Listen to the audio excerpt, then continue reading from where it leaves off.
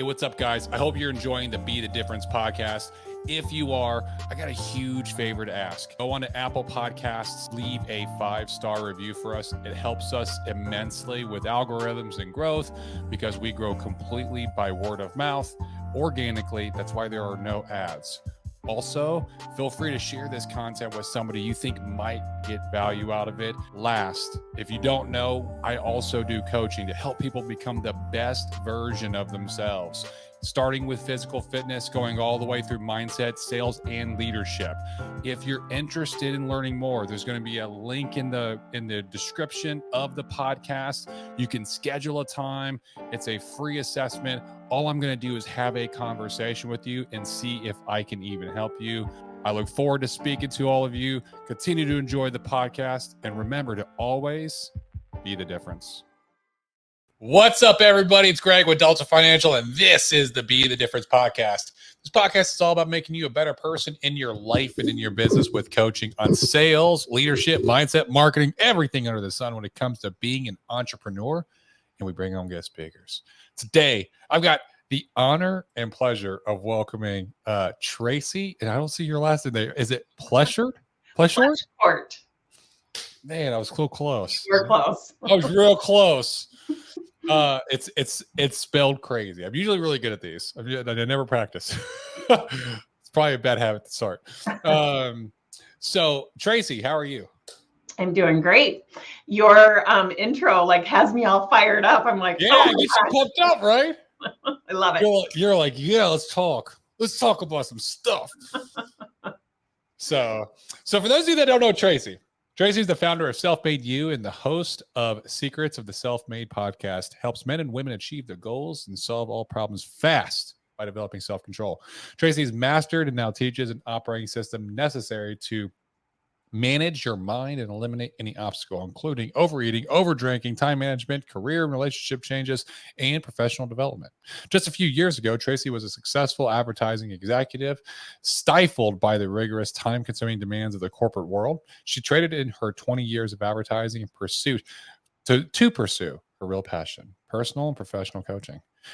Tracy is a student of her own work and has stopped overeating, overdrinking, and created a multi-six-figure business while teaching others to do the same.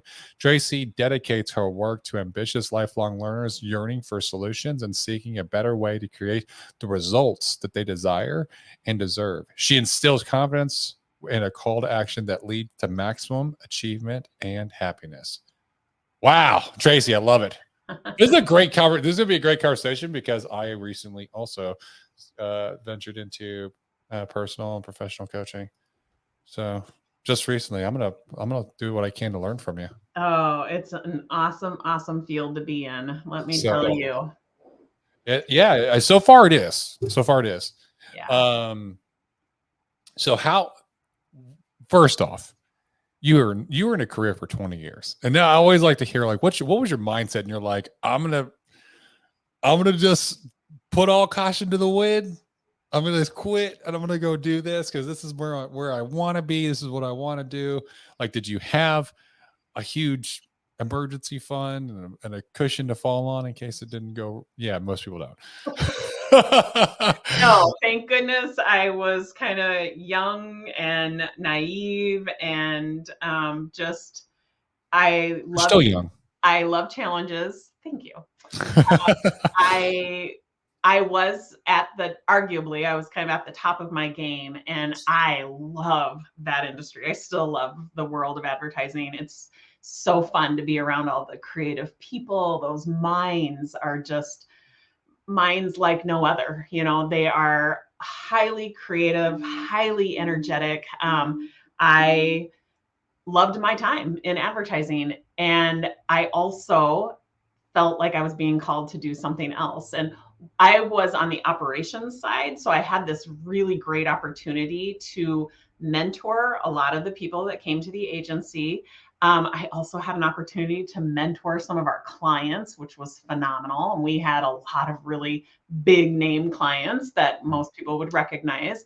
And so I knew that, there was something to this mentoring, niche that really sunk its claws into me. And I thought, I'm being called for something more. And I've always loved to inspire people. Like There's nothing like it, right? right. Yeah. There's I was nothing like a college cheerleader. I couldn't tell you anything. I was just literally watching the Final Four. And I'm like, isn't it ironic that I cheered basketball and I still don't know the game? Yeah. But, I just loved inspiring people. I loved getting people excited. And so it was really knowing that about myself, that I knew if I was really following what I love to do, I couldn't go wrong. Now, was it easy? No. If I had to do it over again, I probably would put some safety nets in place. But at the time, I had kids that were just getting into high school.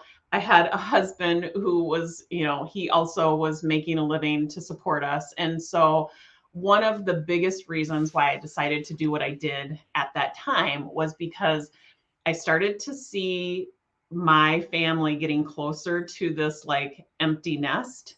And I was thinking, wow, I have spent the last 20 plus years working outside the home, tacking on an hour plus commute on, each way. So the extension of my day was large, and the extension away from the family was large. And I just decided, if I'm ever going to do it, I'm going to do it while my kids are still home. So I have that opportunity to, be home with them and have the opportunity not to live with regret. And so I had, their high school years where I came home and I started a business that really focused on coaching other people. And it started out coaching primarily women who wanted to create purpose-driven businesses. There really was no roadmap for women who wanted to transition out of corporate and create from the ground up a purpose-driven business. So I rolled up my sleeves, figured out, what does that roadmap look like? A lot of it is mindset, but there are best practices too. And so that was really the target audience that I focused in on. And then that started to evolve. I recognized that so much more of that transition, that transformation had to do with mindset than anything else. Best practices, yes, but majority of it, the root of it all comes right back to what part of your brain you're operating from. You're either operating from that primitive part that gives you a lot of fear-based thoughts that has you reacting and often creating results that you don't like or are not sustainable at best. Yeah. Or you're operating from the other part of your brain that you're doing it with intention. You're deciding ahead of time, this is how I'm going to think. This is how I'm going to feel. This is how I'm going to show up. And this is the result I'm going to create. And when that became clear to me, it was like the whole world cracked wide open, because now I'm like, okay, now I have the key to solving any problem or creating absolutely anything. And so that was the birth of Self-Made You. It's really providing an education that most people are not afforded during their, years in the formal educational system. You're not taught how to think, you're taught what to think, and then you're tested on it. But if we were taught how to think, we would be taught like how to be intentional about what it is that we want to create. We wouldn't be just like having these knee-jerk reactions or, or really glamorizing spontaneity. No, it's all about deciding ahead of time. I'm so spontaneous. Yeah. You know what? You don't have a plan? Yeah, that doesn't work real well for people, but it sounds good. It sounds good on Instagram, but I'll tell you what, it's so much more beneficial to make a decision ahead of time, like your reasons behind that decision, and then, commit to it. And so literally that's what I teach. And I have a method, I have a system, an operating system that can be applied under any circumstance. And I just teach it over and over and over. And I teach it in the context of a whole bunch of different circumstances. So I do get people coming to me that want to learn how to stop overeating or stop overdrinking or create a 6-figure business. I apply the operating system to all of those things very specifically and really hold their hand through the process. So that's what I Nice. do. Nice. I like that. So when you first started, how did you find the right clientele? How are you advertising to find with your background? Yeah, yeah. Well, you'd think that my background would have made it real easy to attract my clientele. And that did not prove to be true. I don't know if it was because I was operating with this belief that it should be easy and therefore I wasn't maybe doing the right things. I thought it should just come easy. I don't know. But here's what I did.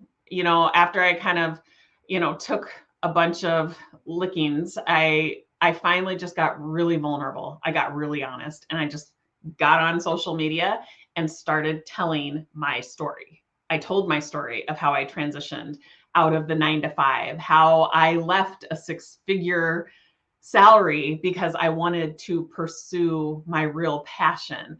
I talked about how over drinking was literally killing me. I talked about my struggles with overeating. And I will just say that I think a lot of people would describe me as more of a private person. So I think it really did It shock had more people. of an impact. Yeah, yeah. Um, it brought me to my knees, I will say. That was probably one of the hardest things I had to do. But what kept me going was recognizing the impact that it was having on other people. When I came out and just was really honest and really vulnerable and sharing of myself, I saw how that impacted other people and how it really started to kind of take layers of shame away so that people could start to like make a little bit of progress that they Yeah. couldn't have otherwise made. They saw themselves in me. So, again, it was really one of those kind of naive, let's see if we can try it, let's see what happens type moves. And that was what worked. Now, you would think that somebody coming out of advertising would have said, well, I figured out the algorithm for Facebook advertising, and nope, that's not how it worked. That's Yeah. And then literally my business is based on referrals. so your business now is just basically on the referrals. Yep. I I can like it. count on one hand. No kidding, Greg. One hand. I have a multi 6-figure business, and I can count on one hand how many clients have come from Facebook ads. It's crazy. It's absolutely. Have you run a lot of Facebook ads? Oh yeah. Oh yeah. Oh yeah. Oh yeah. Yeah, um, I have, and I'll only to prove to myself that it's far more effective, the referral system, and really, encouraging my clients who are getting extraordinary results to not be shy and, share with people how they're getting their results. I'll incent them to do that. Like I'll ask them if they would put something on their social media, but it is absolutely referrals that has grown my business. And so I think that that's kind of interesting. And especially coming from a former advertising executive. Yeah. So I got my first client the first day I started. I was like, I'm going to do this. Like I just made the decision because I actually started the podcast, which was funny because I was interviewing all those people that were coaches. They're like, you should be a coach. You should be a coach. I was like, well, technically I already coach people. I've been coaching people since I was in the military back for 11 years. I was coaching soldiers on like how to shoot, move, communicate correctly. Right. I've been doing coaching for a long time. And then I started coaching insurance agents because I had, a lot of challenges and struggles and basically I just sucked at selling when I first started. And I just kept falling my face until my face was getting drug across the asphalt. And then finally I was like, okay, I'm going to stop doing it the hard way. I'm going to do it the follow system. And I started to follow system. Started skyrocketing, and then agents would be like, man, what are you doing? What are you doing? I'm like, I'm just following the system that everybody else is telling me to follow, that everyone's telling you to follow. Yeah. And I started coaching agents, starting, back years ago when I first started. And, I've been coaching people on physical fitness ever since I first started lifting back over a decade ago. Mm-hmm. But it's all just been like, people are just like, dude, you're a big guy. Like, how do you do it? I'm like, dude, I used to be scrawny. If I could do it, you could do it. Right. And And so all these people are like, dude, you should be a coach. You should be a coach. And so finally I was like, you know what? Like the universe is kind of pointing me in this direction. Like, and I enjoy it. I love doing it. Yeah. There's nothing like helping another person, especially when you see like you help them and you see them become something more and like level up, and they're just like, oh my God, thank you. And you're like, no, thank you. Like you helped me just as much as I helped you. You have no idea. And so you know, I think what people don't realize is that like it sounds like this is probably similar for you, and you can expound when I explain. There's so much that I can help with. And so it's really hard to find what's the singular point of value, because that's what you're really providing is like, hey, for instance, I was talking to one coach that like, he was like, hey, you're performing well in the boardroom, but not the bedroom. Right. And he's like, that's his niche. Right. He's like, and he had a lot of people paying a lot of money. But there was so much more to it. Right. There was so much more that he did. Whereas like, for me, I'm all about like military leadership and discipline, right? And because of my background and everything that I've been through, but I use physical fitness as like and it took me a while to kind of come up with this, but it's like the it's kind of the linchpin. It's like the entry point. It's like the physical fitness and diet are like the entry point, because I believe that, you know, the way I've like experienced it is mind, body, and spirit are intricately connected. We can change our body a lot quicker than we can change our mind or our spirit. It's very easy to change it's a lot easier than people act like it is, right? It's like, hey, move more, eat less. So that's it. Stop drinking alcohol, drink more water. And I promise you, you're going to change your body. And what happens is that then you're like, oh, wow, my body's changing. And all of a sudden your mind starts to change along with it. Right? And then as your mind changes, you can grow mentally. And then also as your mind changes spiritually, you grow as well. And so it's the gateway drug is what I was looking for. It's the gateway drug for that professional and personal development. So that's kind of like my thing is like, hey, let's focus on physical fitness. And then I'm going to work on mindset with you. I'm going to work on spiritual with you. We're going to do some meditation and all this, but really we're going to start with physical fitness, because that's where, you know, for me, it all starts. But it took a while to kind of come up with that, because it's like there's so much more that I can help with, and it's really broad, right? So like coaching is really, really broad, like what you can help them with. And it's like, well, I've overcome PTSD and depression. You know, I could do physical fitness, and I could take somebody from scrawny to fit or fat to fit. I can do that, but it's so much more than that, right? So like, how do you niche down? To get to that, like the essence, that pure essence of this is what I can impact in your life and the value I can provide, because that's where it's real. That's where the money's at, right? Is if you can speak that. Yeah. And so what you want to do is find the root cause. Otherwise, you spend so much time like band-aiding symptoms. So I'll get a lot of people who are coming to me, and they are DIYers. Like they're the people who have bookcases full of self-help books, right? So I know that that's the kind of person I attract. I'm all about living the optimal life. And so I tend to attract those kind of people. They have bookcases of self-help books, but yet they're still coming to me saying, I have a problem. Now, so what can I deduct from that? Why do they have a bookcase full of self-help books, but yet they still have the problems? Because there is a root cause that needs to be solved. Otherwise, you sit and spend all sorts of time band-aiding all sorts of symptoms. What's the root cause? To your point, it is health. I would say it is really mental health. So if they have an overeating problem, they have an overdrinking problem, they have a professional performance problem, it is mental health. And I want to really tackle it from that point of view. And I want to, instead of saying, you know, you're unhealthy physically, mentally, emotionally, metabolically, I'm going to talk about how we're going to improve. So we're going to really focus on this as a mental fitness program.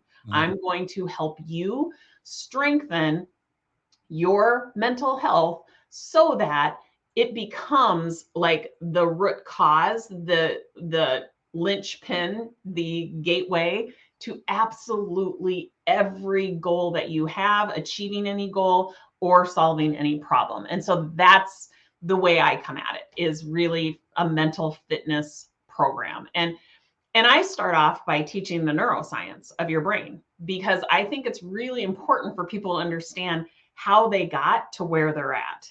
Otherwise, if you don't understand that, you're going to carry a lot of guilt, a lot of shame, because you're going to sit here and continue to believe that you're broken, that you're the special snowflake that, this didn't work for. And that's just not true. The truth is that we all have a 3-pound brain between our ears that has a primitive part that is, its purpose, its sole purpose is to keep us safe.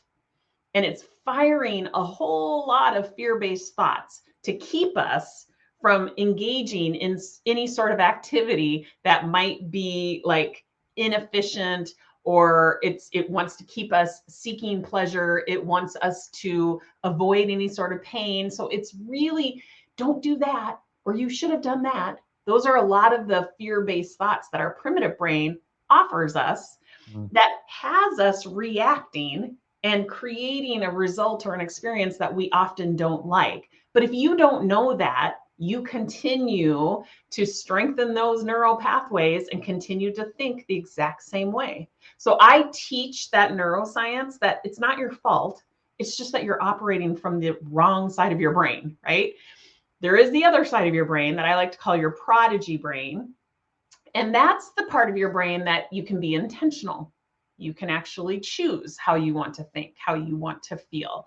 It requires awareness of when the primitive brain is reacting, because it is the default part of our brain. If we have very strong neural pathways that have us reacting the same way under every single circumstance, it's going to have a hold on you. So you have to have an awareness of when we default that way, so that we can be like, time out. That thought isn't even true. It's coming from my primitive brain. There's nothing wrong with me. There would be something wrong with me if I wasn't having that kind of a thought, but I don't want to be operating from that part of my brain. I want to be operating with intention. Yeah. So I call that self-coaching. And so the 4-part It's almost like self-awareness, self-actualization as well. Exactly. Yeah. So the understanding, like this operating system that I teach, it's called the self-control operating system. Most people feel like they don't have control. They think life is happening to them. They think circumstances are happening to them.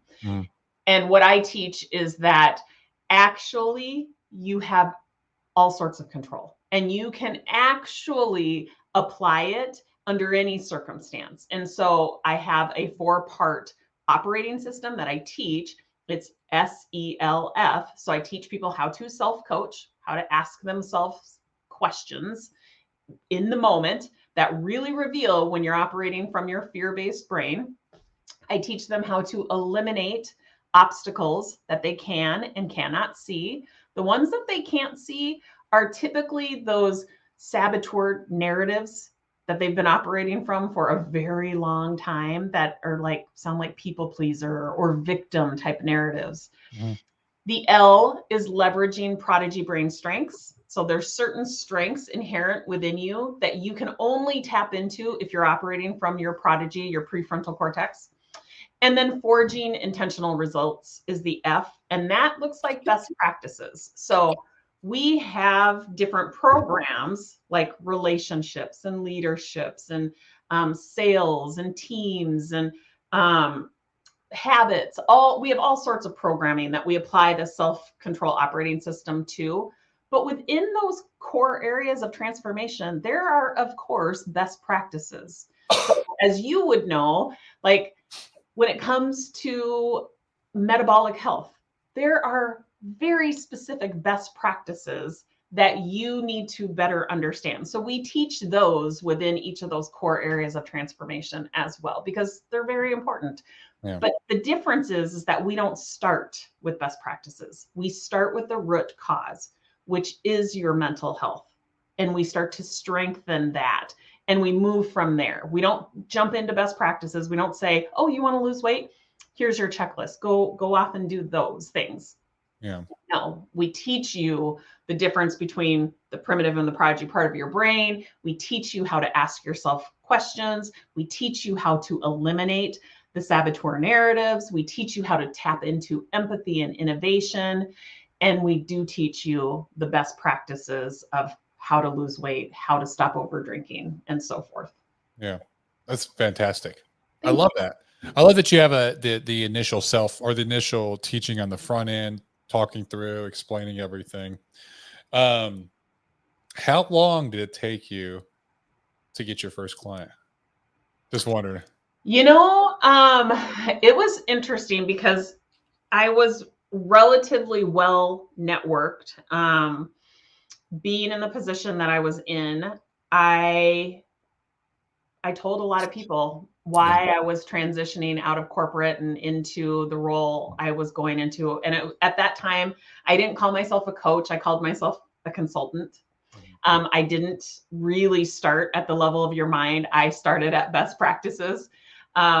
And so because I was out there really talking about what it was that I was passionate about, and I really wanted to help other women start purpose-driven businesses, and my reason why for leaving corporate America, the minute I started talking about it, I started seeing heads nod.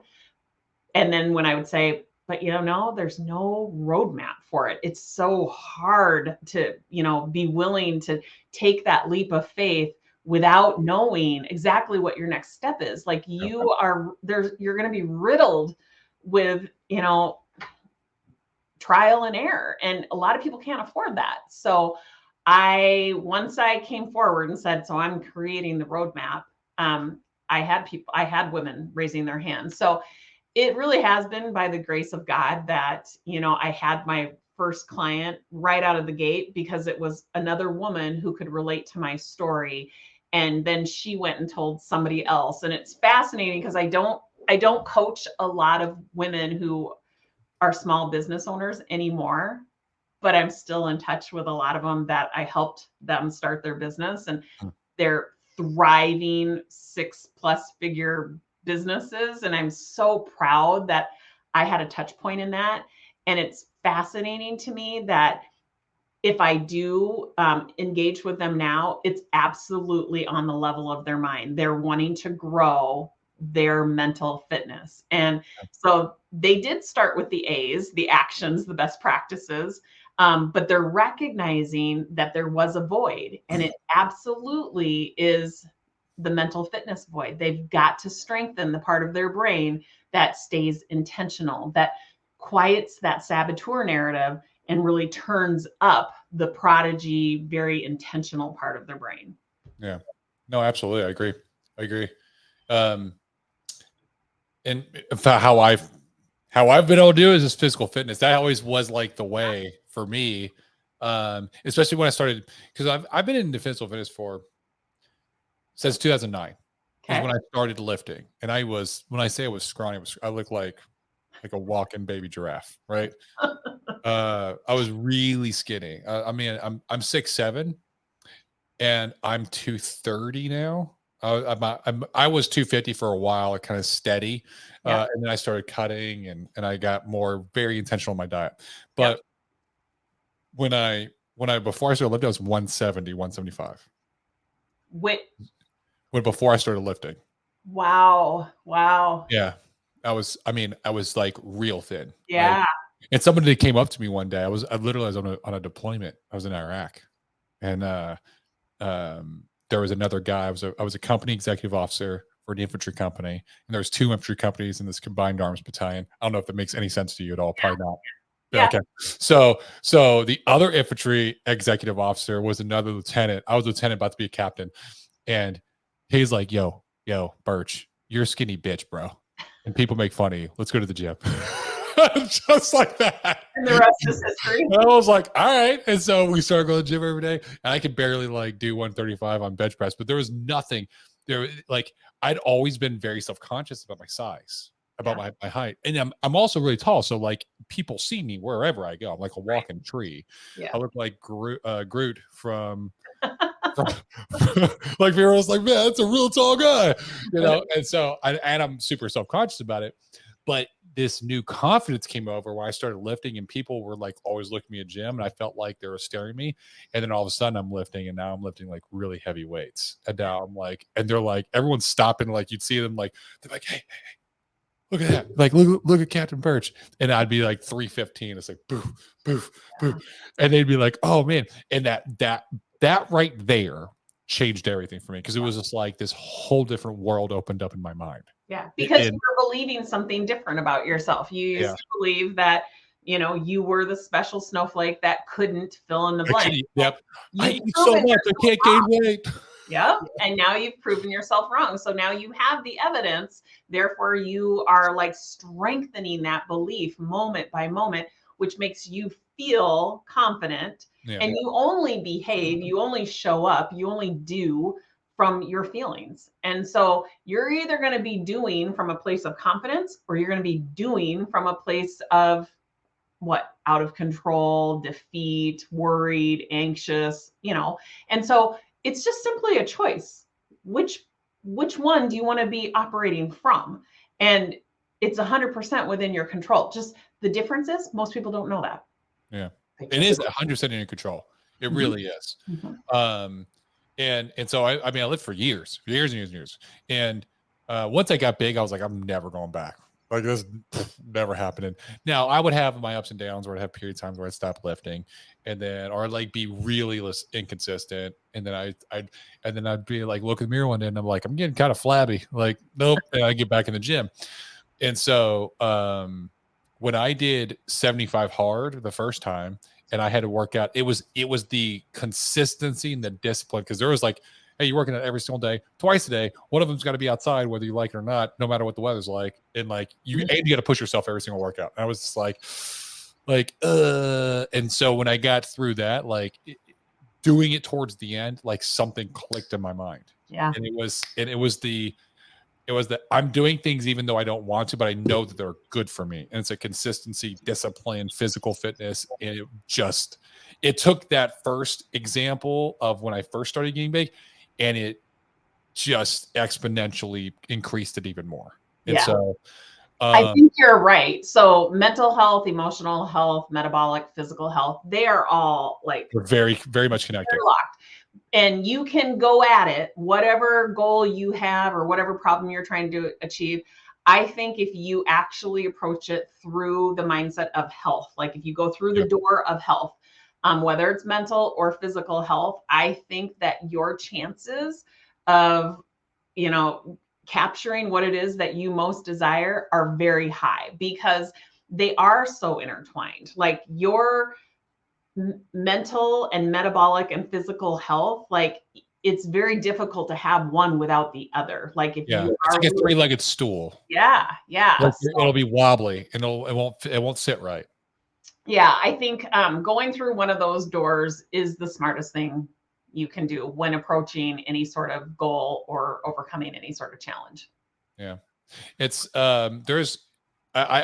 when it comes to people that are like that, usually when they have some kind of issue in their life, and they're like, you know, they're self-help gurus, but they need help with self-help, because they're like always like, hey, you still need help, I don't know. And they're looking everywhere.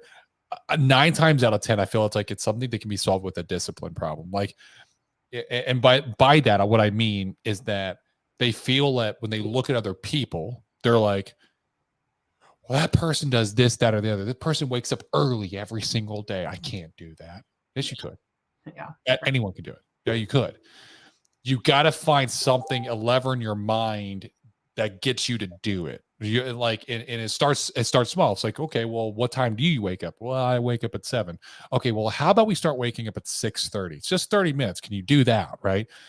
Yeah, I guess I could do that. Okay, well, we're gonna do 6:30. Oh, and by the way, like, when you go to sleep, you're going to turn your phone off. You're going to throw it across the room. You're going to set your alarm and throw it across the room. So you got to get up and go turn it off. Right. and so once you do 6:30 for a while, so it's like, there's something that happens. It's the discipline of doing it that it's like, well, I was always getting up at 7. And now I'm getting up at 6:30. And it's like, if I can do this, I can probably do that. And you're changing. That's like that narrative change. It's like, oh, I can probably get up at 6. Before you know it, you're getting up at 5. And then you're like, you look at somebody, it's like, I'm getting 4:30. You're like, well, I was getting up at 7 before and go 5. That's a 2-hour difference. I think I can give a 30-minute difference. It's like, I'm going to go to sleep earlier. I'm going to go to sleep 30 minutes earlier and get up 30 minutes earlier. But I'm going to have more time in the morning to get stuff done and be productive and have a really good, morning lunch. Minimum baseline activities like that, like, can I just, I mean, that's a really great question to ask yourself. Can I just get up 10 minutes earlier? Right. And it's like, now you're just proving to yourself that you can take these minimum baseline activities, and the saboteur narratives of your primitive brain are going to say, that's not enough. That's too easy. You should be doing more. Do not listen to those lies. They will try to justify themselves. But if you can do those minimum baseline activities, they start to compound quite quickly. And if you don't do those minimum baseline activities and you listen to those saboteur narratives, you will quit before you've even started. So again, it's a choice. And it's a law of nature. It really is a law of nature. If you're not growing, you're dying. Right. And that's with any organism. If you're not growing, you're dying. So if you're not trying to progress, even take the small step forward, you're sliding backwards. Right. And if you're sliding backwards, like, well, I'm in a rut. Well, the only difference between a rut and a grave is the depth of the hole. So do you want to just lay there? Like, man, people pass away when they're 25 because they don't do anything else, because they don't take any chances. They don't live. They don't try to expand themselves. There's so much that you can do to grow mentally. Read 10 pages a day. I know so many people, I'm like, go read. And they're like, can I do an audio book? No, just read. Like, it's not that hard. Like, it's really like, I'm giving you the pathway to success. Successful people read every day, right? Small little things every day. Yeah, I couldn't agree more. And I think that just having that heightened sense of awareness around, what it is that you're used to feeling and whether or not that's actually working for you, that's a great question to be asking yourself. How do I feel right now? And is that serving me? Is that serving you? Answer that question. Like, just heighten your awareness. So many people do not want to ask themselves that question. Like, I literally was talking to a client this morning, and I'm like, how many people actually want to work on their thoughts? Nobody. Nobody wants to do that. They're very scared to look at their thoughts, right? And it's very confusing. It's very overwhelming. How many people have problems that they want to solve? Everybody. And so we've got to reconcile that. And it doesn't have to be hard. It doesn't have to be confusing. So that's the whole reason why I created the operating system, because it's just 4 very simple steps. They're inherent within you, and it just takes practice. Like, I can teach it to you, and then it's your job to just practice it over and over and over. Apply it in absolutely every component of your life, and you absolutely will see progress. And to your point, progress equals happiness. Progress does. Yeah. That's how we see joy in the world. Through progress. Think about any time that you're a kid, you went into Pee-wee soccer, you probably sucked at first, but then as you got better, you physically saw you were getting better, and that progress got you joy, which made you wanted to practice more, which made you get better, which gives you happier. And it's just a cycle that keeps going. Then you're like, and then you stop doing it. You go to college, and then you're like, man, I kind of miss soccer. And then you stop doing things that give you progress in life. That's exactly it. So many of us who are on this pursuit of happiness, we better define happiness. Otherwise, we're just going to be aimlessly chasing, and that does not feel good. So recognizing that it actually is progress that we're all after is a huge awareness. I would go even further with, you said earlier that, ask yourself, hey, what are you feeling right now? I would even identify it even further and be like, is that something is that feeling rooted into the present moment, or is it rooted to a past action that no longer exists? Because if you're living, just too many of us are living in the past, or living into a false future that is linked to a past event that you assume is going to happen because of a past event. And so you're like, well, like, I'm really thinking about the future because I'm worried about this, that, the other. But it's like, okay, well, why are you worried about that? Well, because this happened before. Okay, so why are you worried about that? It's like the past doesn't exist. Right. It doesn't exist. And it's gone. It's done. It's over. Like at any moment, you can decide right now, I'm going to be this person right now. And now new opportunities open up. Mm-hmm. I love that. Yeah. Alan Watts. I love that quote from Alan Watts that you're under no obligation to be the person you were 10 minutes ago. I love that quote. Yeah. So true. It is so true. It's so true. And it's like people, have you ever read The Four Agreements? Freaking love that book. So it's like, man, so many of us, but I was the same way, is like, I like living in a jail cell when we have the key in our pocket. And we're living in a jail cell of past experiences, of some kind of laws or agreements that were forced upon us that we didn't come up with ourselves, that somebody else told us how to feel when we're our parents, our teachers, friends, colleagues, whatever, bosses. And it's like, well, now you have this agreement in your mind. It's like, well, that's the way it is. It's like, because why? Right. Yeah. Who told you that? Yeah. Questioning those thoughts, questioning those beliefs. That's a huge part of self-coaching, is learning how to ask yourself those questions. But yeah, Eckhart Tolle, The Four Agreements, I could not recommend that book anymore. It's an amazing book. And that really does kind of boil it down to these, components that can be life-changing, that so many of us have lived a really long life without really recognizing. So life doesn't have to be hard. It can be full of ease and flow. That's true. That's true. So thank you so much, Tracy, for jumping on the podcast with me. This has been a great conversation. Thanks, Greg. So if anyone wants to learn more about your coaching, they want to follow you or just maybe see what kind of content you're putting out there, what's the best place to follow you? I would say just go to my website, selfmadeyou.com. So it's SELF-MADE, and then the letter U.com. I have all sorts of free resources on there. And then all of our social media handles that you can follow us on can be found there as well. Very nice. Very nice. And last question I ask all my guests. You have the opportunity to sit with, learn from, have a conversation with, break bread with 3 individuals, anyone in history, alive or deceased. Who are they and why? Ooh, well, Jesus Christ, for sure. Yep. I'd love to hear from my maker.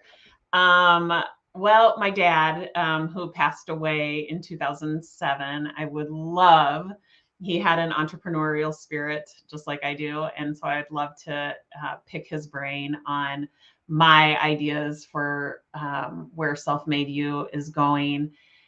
Gosh, and then I would probably say somebody like Eckhart Tolle, somebody who has just made such a He would be phenomenal. Now that I think about it, like even The Power of Now is such a phenomenal book. Yeah. Man, it mind bending. Yeah, exactly.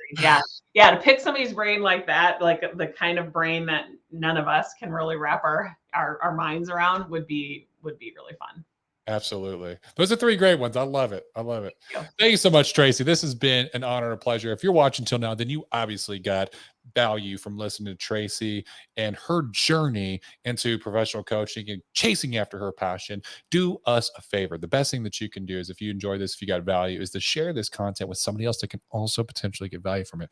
Now, you don't have to be like, well, I don't think this person's going to get value or not, so I'm not going to share it. No, just share it. You never know. Right? So it takes 30, 60 seconds to go and share, rate, review, subscribe, but it means the world to Tracy and I. Go check out Self-Made You.